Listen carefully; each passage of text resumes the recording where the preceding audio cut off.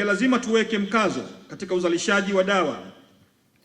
uzalishaji wa ndani wa bidhaa za afya, na taifa lisilojenga uwezo wa kuzalisha dawa na vifaa tiba vyake daima litakuwa ni mateka wa bei, usafirishaji na misukosuko ya dunia. Kwa hiyo ununuzi kupitia MSD na mifumo yetu ya manunuzi lazima uanze kutoa msukumo wa kimkakati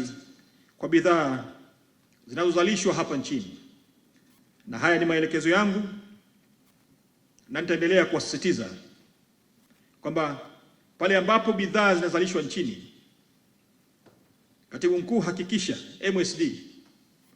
hawaendi kuagiza nje ya nchi. Kama bidhaa zinazalishwa hapa nchini, kwa jitihada kubwa inayoendelea sasa ya ujenzi wa viwanda vya dawa na kwa dhamira njema ya rais wetu,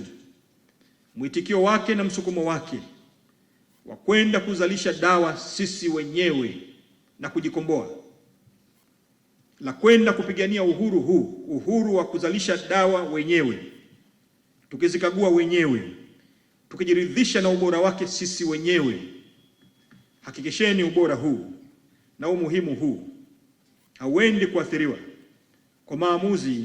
yanayoweza kufanywa na baadhi ya watendaji waliopo ndani ya wizara au watendaji waliopo MSD